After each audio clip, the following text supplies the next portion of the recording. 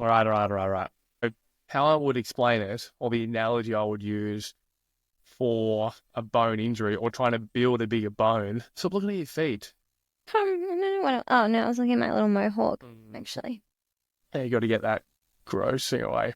So the analogy I would use, and I do use this with patients as well for recovering from a stress fracture, but also just forever after that, is a bit like if you're going to drive your car, we know that you need fuel.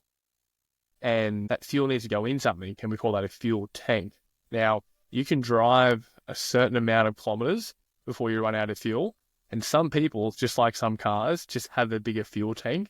So using that analogy to people to understand for what we're trying to accomplish with rehab is we're trying to build you a bigger fuel tank so you can tolerate more load before essentially you break down. And we know that some people just genetically or based off what they've done when they were younger, they just have a bigger fuel tank. Some people are like a Ram.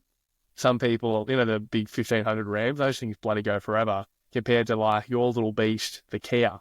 And you just go down the street and the fuel light's on. Some people just have a little fuel tank, little bones. They can't tolerate much stress and they run out of fuel too quick. My Kia's never seen the fuel light.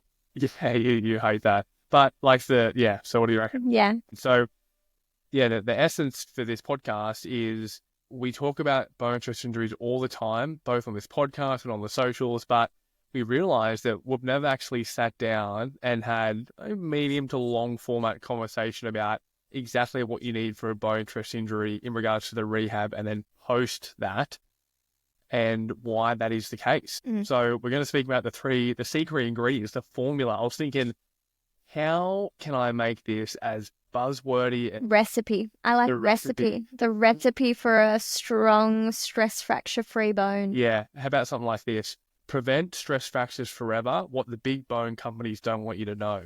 That would get some views or some likes. No. We're going to have a nuanced conversation as I hope that we always do.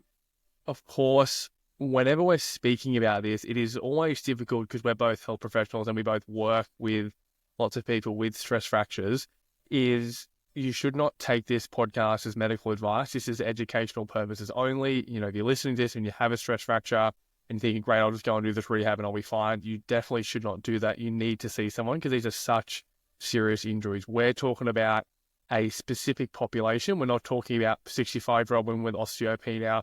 We're not talking about people that have had RED-S for 5 years and they keep getting these recurrent stress fractures. We're talking about, honestly, the asymptomatic person that's just recovered from a stress fracture and they want to do everything they can to potentially prevent it, or someone that's never had an injury or a stress fracture and they want to do everything they can to not have one.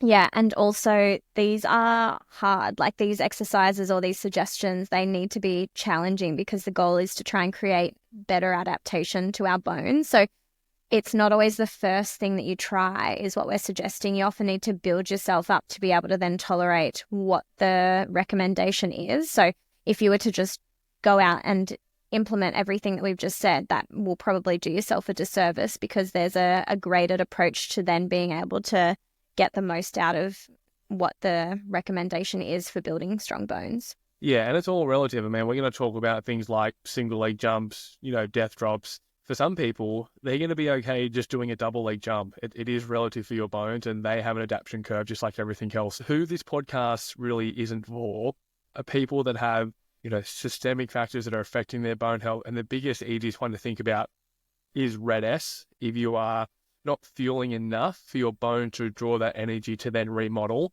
then any of this that we talk about is really going to be worthless. So if you are concerned that you might be in that, please reach out to us. We work with plenty of good dietitians and we can direct you to the right person.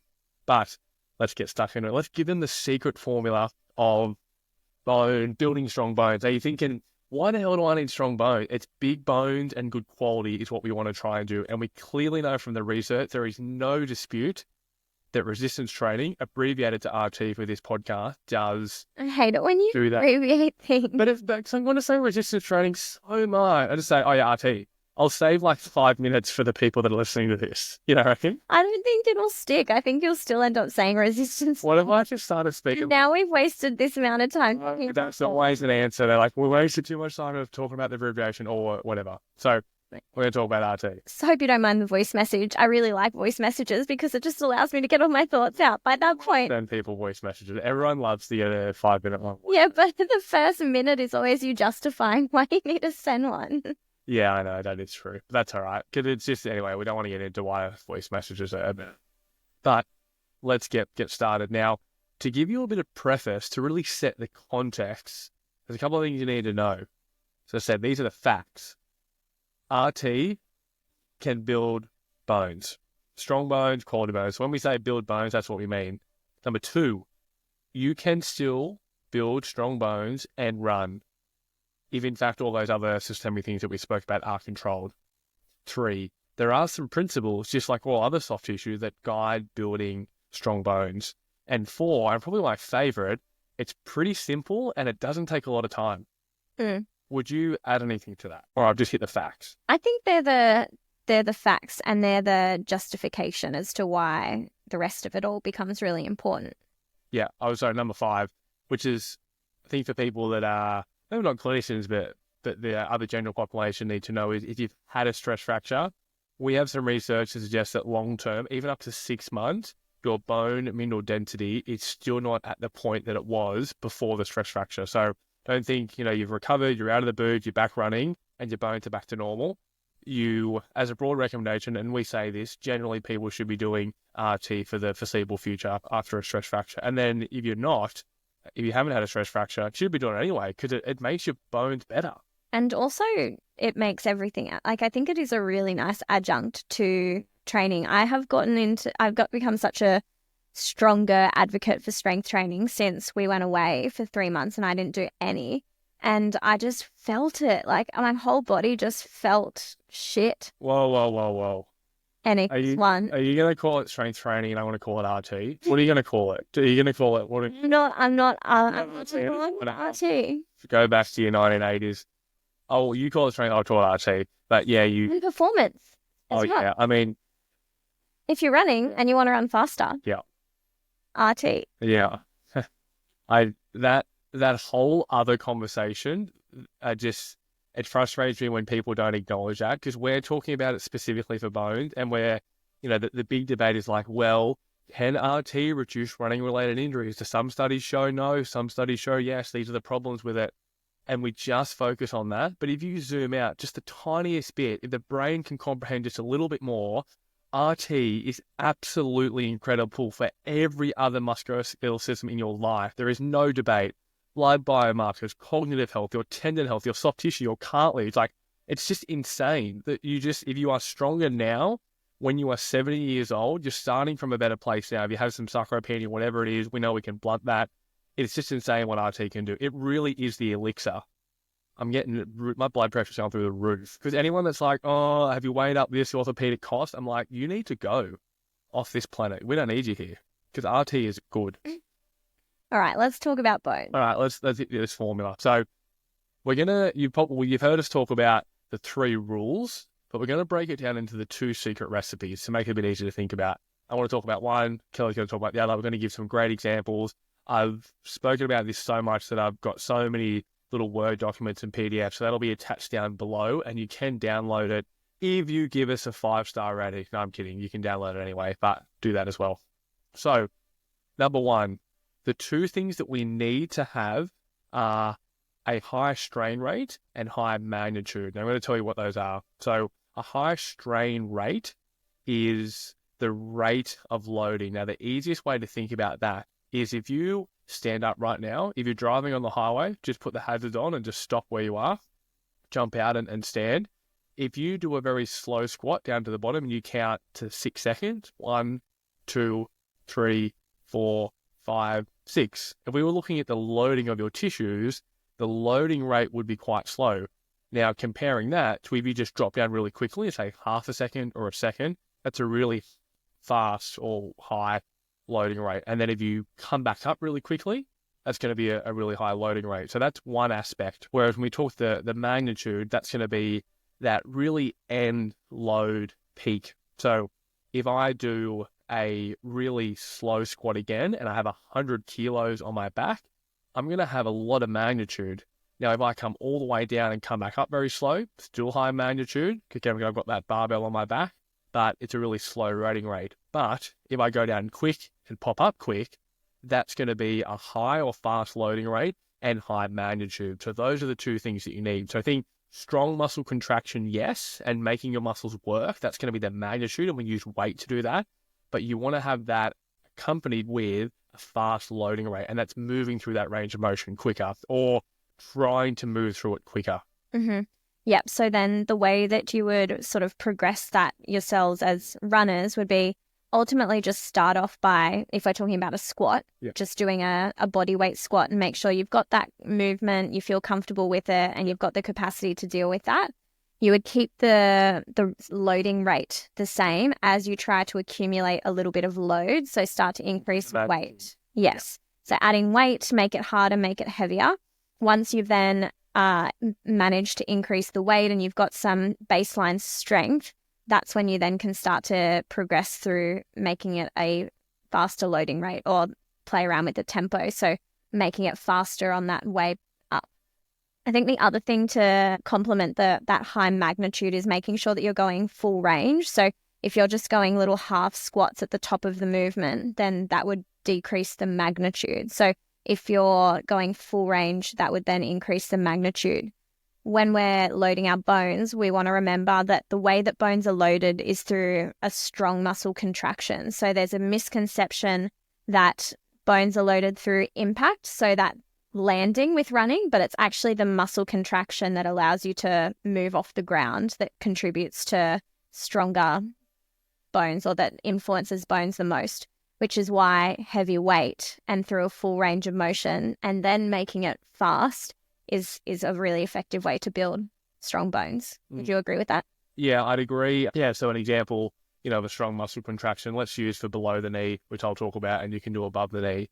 So doing a calf raise off a step, with a relatively challenging weight, as Kelly said, you might do a single leg, just body weight to get a feel for the movement, see how your body tolerates that, and then you might progress to holding weight. And so we want to make it challenging, and you would be quite surprised, and especially I see this clinically, people are pretty strong. So I find people that feel as though they can't lift any weight at all can sometimes lift upwards of 15, 20, 25 kilos on a dumbbell with a single leg raise. So you really want to make that muscle work hard. And one of the other rules which we'll speak about is you're not doing a lot. You don't need to be doing this for 20 minutes at a time. You can get away with 3 sets of 10. So go heavy and make it challenging. What do you want to talk about above the knee? Well, it's an example exercise. The squat example that I gave just then would be the example there. I would say even 10 repetitions is too much. And I think that that's where people can end up becoming quite sore and fatigued. That trickles into runs. So my rep range recommendation is trying to keep it below 6 even. So maybe doing 3 or 4 sets of 4 to 6 repetitions, and try to, with the intention of only having 1 or 2 repetitions left in reserve. So by the time you've gotten to, say, that 5th repetition, you should feel like you could only get to 7 at the most if someone made you, like if you had to get there. But you feel pretty close to fatigue at that 5 reps. And then that's an indication that you have reached a level of intensity that is closer towards what we're aiming for in relation to building stronger bones or tendons or whatever the focus is. And I think, once you start to move into like 10, 12, 15 repetitions, the focus probably shifts a little bit further away from targeting our bones and more focusing on muscle hypertrophy, so gaining more muscle size, which probably isn't the goal if we're aiming to increase our bone size. Can you give some other examples for above knee, other examples of exercises? So you said squat, obviously deadlift, lunge, split squat. Yeah. There's not that much of below the knee because you're really just targeting the plantar flexors. I mean, difference to quads and hamstrings and glutes, but really it's a calf raise, and you can get quite bored because you are just trying to push as hard as you can into the ground, and there's no real variation to load. I don't need to vary it too much though anyways. Like ultimately like a squat, a deadlift, some sort of single leg lunge variation and a calf raise is all you need. Yeah. I think I was saying the variation because if I was to say to someone, let's say to you, hey, for the next 40 years, you're just going to do a calf raise. You don't need any variation, but it just gets a bit boring. So it's fun to do different things. Do you think? You don't mind? So you're happy to do... I don't mind. I've been doing calf raises for I don't know, a lot of years, and I accept that that's just Yeah. that's what I'm going to have to keep doing. So if there was an alternative, would you do it? Or you're like, nah, I don't want to change. I'm happy to do this for the next 40 years. There's a seated calf raise at my gym that I don't use that often because I don't really like it. Yeah. I'm obviously just speaking for myself. I go through like lunges and then squats and then split squats because it's just fun to do something different. But I feel like maybe for me, like I don't really like being in the gym anyway. So none of it is all that fun and exciting. I'm just there. I'm literally there to just make my bones and tendons strong. Yeah. That's the only goal I have. Maybe that's why I do more reps with my calf raises too, because more volume, more hypertrophy. And it's just nice to get like a muscle pump and you want bigger muscles, but you're like, I want the most efficient. Yeah, the minimal effective dose is what I aim for. Yeah, good. So I think that's probably covered rule one. So as long as you've got that high strain rate, fast loading rate and high magnitude, and as you would have seen from that discussion, there are lots of different ways to load the bone. We're talking about generally what is most optimal, but if you're doing 4 reps versus 6 reps versus 8 reps, as long as you've got these principles, you're going to get some stimulus. Mm-hmm. So let's go on to rule 2, which you would have heard us talk about 3, but we've put 2 and 3 into 2. Into 1, yeah. So ultimately, bones get bored quickly, and that sort of is categorized into 2 sections. So number 1 is you don't need to do a lot before they become bored. And number 2 is they also get bored of that routine stimulus. So that same repetitive movement, they prefer things to be multi-directional and unpredictable. So the first caveat to bones becoming bored quickly is that they become somewhat numb to routine stimulus. So what we know is that we probably only need to load bones for 40 to 60 loading cycles per session before they become too sensitive to that particular stimulus. So what we need to be emphasizing is trying to encourage high bone loading rates somewhat at the start of our rehab programs or when we're having that best intention to load our bones. And it doesn't need to be a lot. So maybe doing pogo jumps of 20 repetitions initially, and then you might be progressing the intensity of that by moving to single leg and only doing 10 repetitions where you're trying to really get that best bone stimulus and trying to keep the volume quite low. It's also one of the reasons why running isn't perhaps the best stimulus for bones, because with running, there's multiple loading cycles and the stimulus isn't overly high with a jog. So the magnitude would be lower. So what we want to be doing is emphasizing, plyometrics or jump-based training to try and get that a high stimulus and being able to focus on more intensity during those sessions. Now, that also ties in really nicely to the second caveat, which is the bones get bored quickly with that routine stimulus or that same movement type. So keeping things multi-directional and unpredictable is a nice way to develop a strong bone. So rather than just doing those pogo jumps that I spoke about on the spot, you might be jumping left to right or around in a variety of different positions. And same thing on if you progress that to one leg, doing, say, a pogo hop, rather than just jumping on the spot, you might be jumping side to side, forwards, backwards, etc. So keeping it unpredictable and keeping the bone guessing. So there's lots of stress from lots of directions. One of the key components to building strong bones, which sometimes we don't really get with running as such. Yeah, and that it does speak to not really needing, this formula that we're talking about and these principles. Yeah, this is if you're being very black and white, absolutely as precise maybe as possible, you're still going to get some stimulus doing lots of different things. So when we talk about the magnitude and frequency of loading and bones getting bored, doing nippers, doing multi-directional sports, although it's still encompassing running, you're going to be more likely to have more of those principles compared to just long distance running and running around a track. I do have to add one caveat. When we're talking about these principles, unfortunately, it is very difficult to measure these in human subjects. So a lot of the research, probably more so when we're talking about this scenario, is done in animal models, like in rats, especially when we're talking about what is the most optimal, kind of rest loading time for bones. We say anywhere from kind of 6 to 8 hours is when that bone reformation rate will change. Again, that's done in rats, in not humans. But we are taking that and applying it to humans as best we can. And some of the studies that have looked at this in humans using these principles definitely show an increase in bone mineral density. I just wanted to say. Yeah.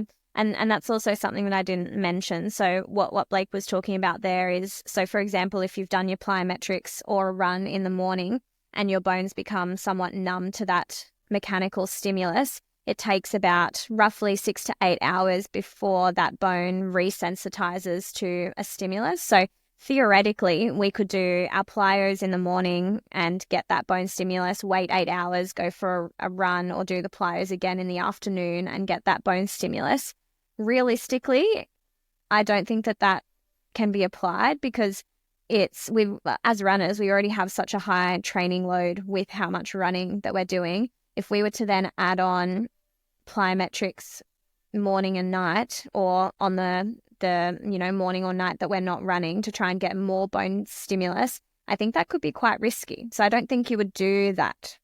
Anyway. Why is it risky? I think it's just a lot of bone load, unless you're matching it for, making sure that you're eating a lot more and fueling a lot more. But I just think that if someone went from not doing any of these recommendations to doing, to doing it twice a day, every day. Yeah. And the plan from the start of the podcast wasn't to speak about that exact scenario, because that's so difficult, as you said. Like, you're talking about someone that's done plyos and running their whole life, never been injured, versus someone with a history of stress fractures. Plus, we know there's going to be variation in how quickly people's bone just can adapt anyway. But yeah, I agree. It's not worth it. And we say for people that we work with, including ourselves, 2 to 3 sessions, and trying to figure out throughout the week, where is that going to be best placed. If you're the typical runner, they're doing a couple of sessions a week, we might have, and it's up to you, and you need to trial and error this, you might have your bone loading as far away from that as possible, as far away from a run session as possible. But sometimes you can't, and you might just do it on your hard days. So you have bone loading in the morning, session in the afternoon, or vice versa, and that's your hard day, and the other days are easy and recovered. Or you can spread it out across the week. You kind of need to figure out what's best for you. But as long as you're reaching those principles, we can be theoretically assured that you're doing as much as you can. Mm-hmm.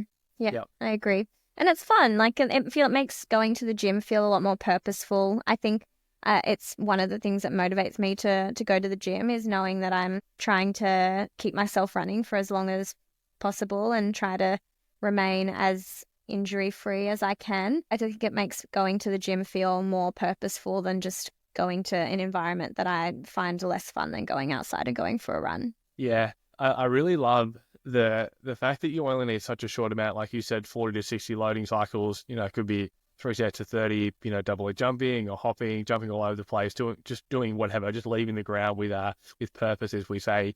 You can do almost all of that at home. Even if you don't want to go and pay for a gym membership, you are definitely going to get benefit if you just purchase some weights, a dumbbell, a barbell, and you listen to this podcast and you understand and you work with a practitioner, do some squats, some deadlifts, some lunges, some plyos in the gym. And yes, it's going to be good for your bones, but it's good for everything else in the system. As you previously heard, it's good for your tendons, it's good for your cartilage, it's good for your joints, and it's definitely good for your muscles and bones. Mm-hmm. So to recap, principle or rule or formula 1, high fast strain rate and high magnitude. Check. Number 2, bones get bored quickly, and that fits into the sort of 2 tiers. So one being, we only need short bouts of loading, theoretically, every 8 hours or so, maybe 2 or 3 times a week if you want to be sensible. And we should also be trying to make that multi-directional and unpredictable. So moving through multiple planes of movement. So side to side, forwards, backwards, not just forwards or up and down. Yeah, it's just think whatever stimulus you're doing in a couple of weeks, and we don't have any real evidence to say what that timeline should be, they just get bored of that stimulus. So just change the stimulus. So you might do a series of, for 4 weeks, hopping on the spot, and then you might do, as Kelly said, multi-directional, going side to side, and then you might change again and then change again. And honestly, because you're not really needing to do that much, you can do anything. A funny one I saw on social media was somebody hitting up a balloon in the air, and they would have to kind of jump to then hit it up again. So they were doing, as we said, a high strain rate, jumping and landing. So that's going to be high magnitude. It's pretty variable, and they're only doing it, for a minute or so. So that ticks those principles. So anytime you're thinking, what do I need to do? Think of those 3 principles, or the 2 with the 1 encapsulated in that, and you'll be on the money. So we very much need to thank all the wonderful people who have done the research for us to be able to talk about this. And as with all our shows, down the bottom, there are some great studies to read, and can understand a little bit more, because you're probably thinking with some of the topics we've spoken about, there are some nuanced questions of like, what do you mean when a bone goes numb? What do you mean the mechanosensitivity? What do you mean it can only trade 40 to 6 week loading cycles? What is the bone, formation rate? And that'll be all down below. So definitely worth, I think there's probably 2 in there. There's 1 in there I definitely know is open access, which is the 3 rules of bone adaptation, which is one of the greatest papers that I've ever read about bones, and definitely worthwhile if you want to know it out. Otherwise, you got a pretty good quality podcast to be able to listen to and understand